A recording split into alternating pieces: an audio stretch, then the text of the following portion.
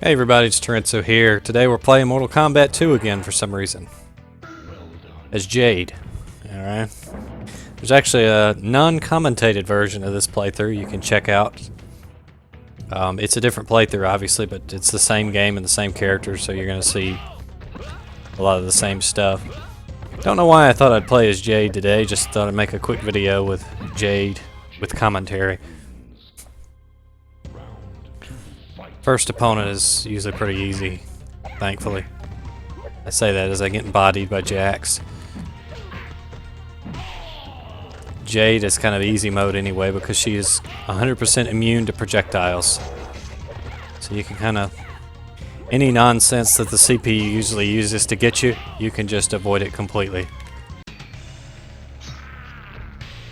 I do get a lot of comments and messages about how this works and how you play as Jade Smoke and Noob Saibot in MK2. You need Pugsy's cheat file. There's a guy named Abystus, something like that, that made some cheats for this game. And after 20-something years, finally he was the one to figure it out and make a hack so that you could play as these 3 unused characters in the arcade version. But in that cheat file, you'll find a cheat just called Enable Control for Secret Characters. Just go in there, enable that, and then move to either Kitana, Sub-Zero, or Scorpion, I think it is. Oh no, Reptile, sorry, Reptile's for Smoke. And you'll select that secret character, and obviously if you want one of the others, just turn it off, you know. But this is a great hack. It's been a long time coming. I still love to play it every so often, just because we waited so long for these characters to be playable, and now here they are. The only really other thing we could ask for, hack-wise, with the old school MK games was if someone were to hack in the bosses and make them playable, which would take a lot more work than it did to make these guys playable, because fortunately Kitana and Scorpion and Sub-Zero provided the body and move sets for the secret characters in this game, so it was really easy to just tie those commands together. But the bosses, they have no playable counterpart, so making Kentaro and Shao Kahn work would be a much taller order, but here's hoping that it happens one day. If you're watching and you have the know-how, make it happen, and I'll make a playthrough as one of them and put it up. We do have a code that lets you remove the bosses from their specific stage. So like you'll notice, if you don't enable that code, then every fight will be in Goro's lair, and the characters will fight with secret character level difficulty. If you've ever played the Mortal Kombat Challenger hack, it's a lot like that.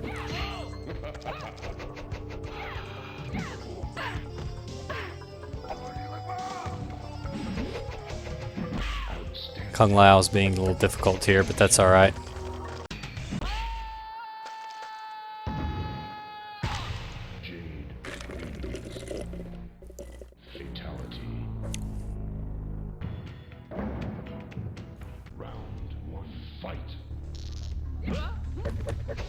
Also, I wish you could fight Smoke in one-player mode, but I've never had Dan Forden pop up and say Toasty on this level on single player.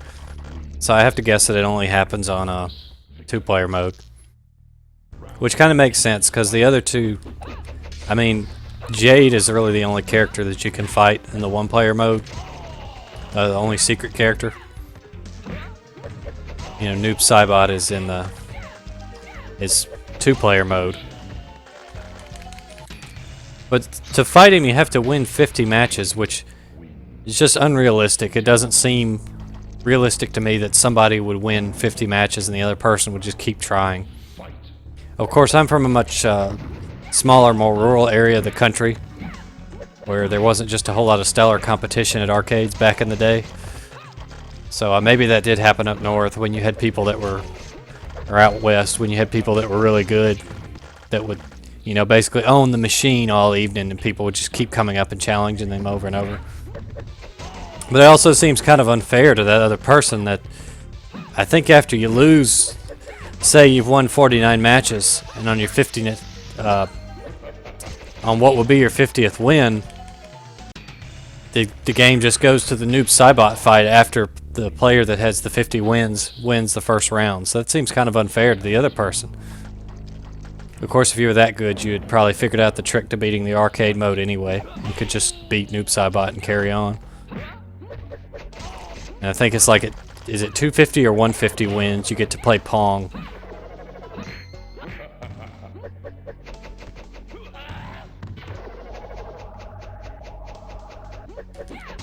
Jade also has all of Kitana's combos, which is nice.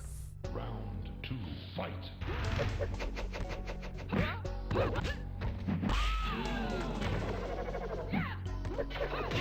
You can just be cheap and jump in, and he can't do a thing about it. As Jade.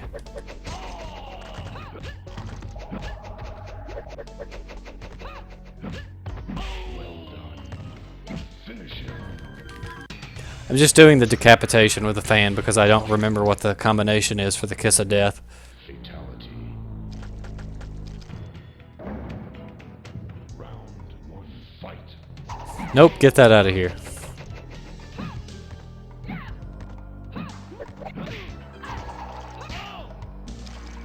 It's kind of nice to use Jade to just body the CPU every once in a while because they're just so merciless when you fight against them with anybody else. And Jade just kind of makes short work of them.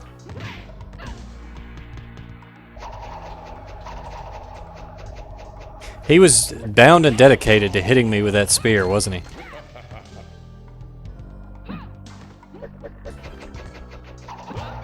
Jade wins. Too bad for him. Round 2, fight. So I've got some other stuff to upload if I'll just get around to uploading it. I did a piece about how I felt about Resident Evil 7, and I also made a Let's Play of Castlevania 64. That's the vanilla Castlevania 64. I've never put that on my channel as Carrie, and I did it in one sitting. It took me about 2 hours. It's going to take a long time to upload. That's part of the reason I haven't uploaded it yet. And it's also raw.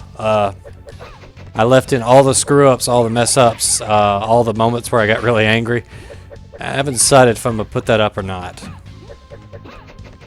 I will probably at least edit out some of the redundant parts where I forgot to save and had to redo a stage or something like that, just because that's boring.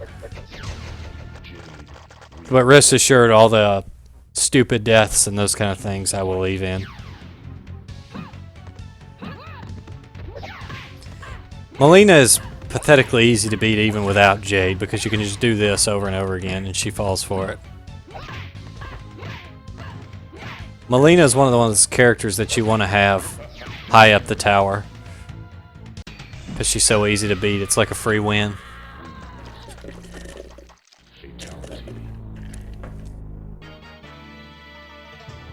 It doesn't save it anyway, so why not? Round 1, fight.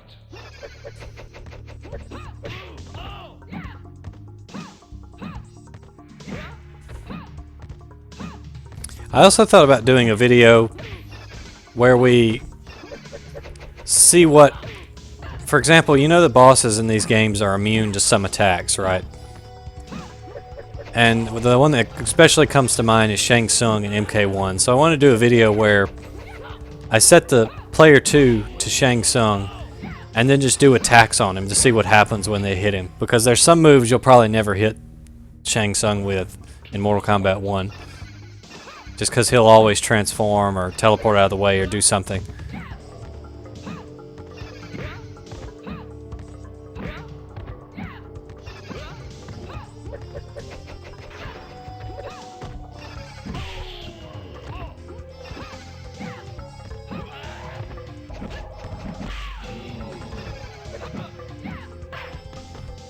It's always been one of my favorite backgrounds in MK2. I do wonder if that's supposed to be Shao Kahn's castle back there, or if it's just some random outworld mansion, or what. Fatality. Round 1, fight. It'll be really easy to fight Jade against Liu Kang, because he'll just keep doing that, but I'm immune to it.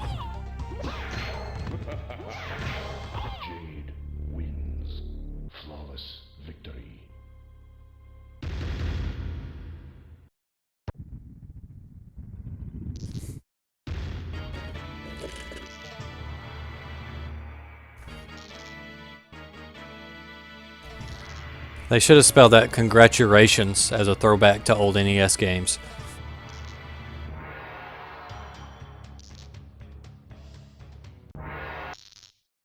Round 1, fight. As a side effect of that code that lets you take the secret characters off of their level, it means when you fight them, you don't go to Goro's lair. Which is a small price to pay for being able to control Jade and Noob Saibot and MK2. And Smoke, of course.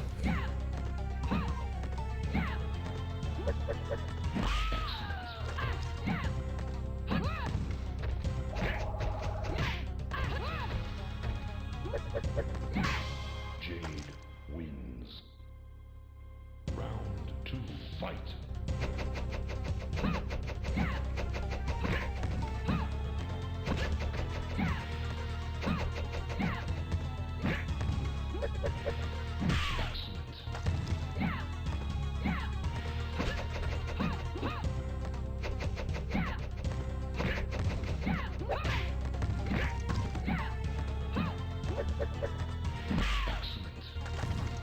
The 3 boss characters, secret characters, have a little bit more health, so they'll survive things that other players won't.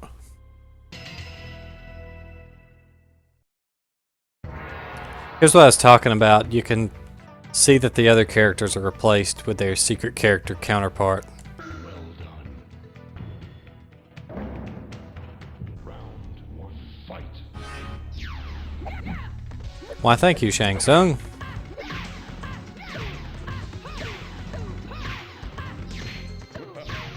Jade wins. Nothing to it. Flawless victory. Kano's just like, this is ridiculous. Let me out of here. 2, fight.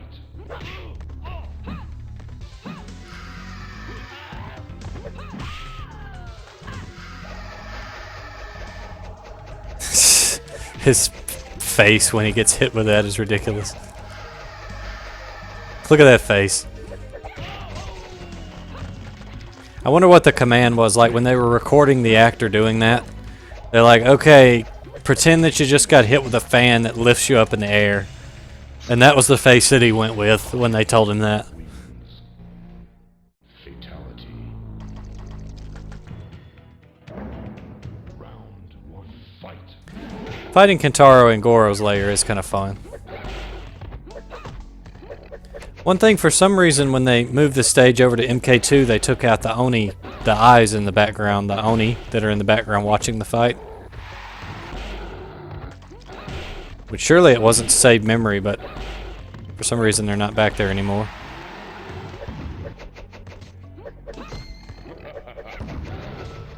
The stage being kind of an Easter egg anyway, I guess. They just didn't put a whole lot of effort, they just brought it over.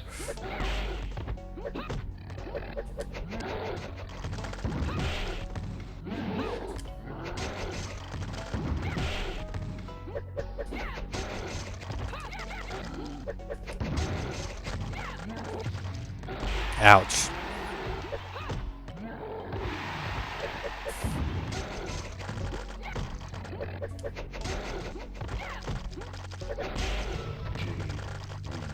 I always thought it was funny how he's like a dead cockroach when he falls down and his arms just kind of stick up in the air.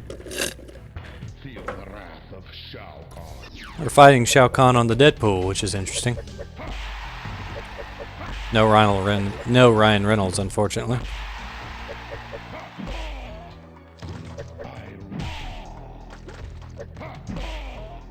Trying to be kind of no nonsense about this fight since I took so much damage.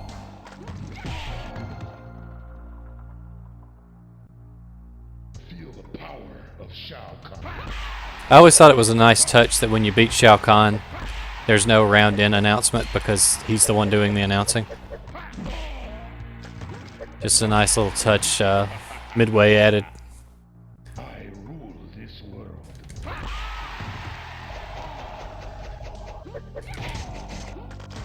I think there's some other way to get another hit out of that combo, but I don't know what it is.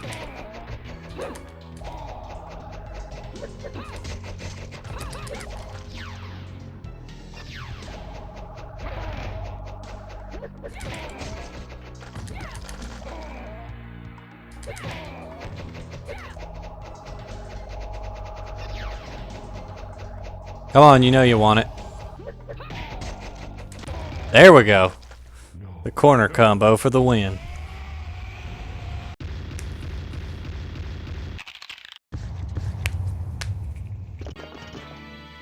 And for some reason it gives you the undiscovered warrior text right there instead of just saying Jade wins. I don't know why it does that. And then the game locks up because it doesn't know what to do for an ending. So, it's not the most natural thing, but it's still pretty cool that we get to play as Jade, Noob Saibot, and Smoke. So I'm not complaining at all. But I do hope that one day someone has the time to hack in the bosses and make them fully playable. And then we can have the definitive Mortal Kombat 2 arcade experience. Anyway, this is Torentsu signing off. Thanks for watching.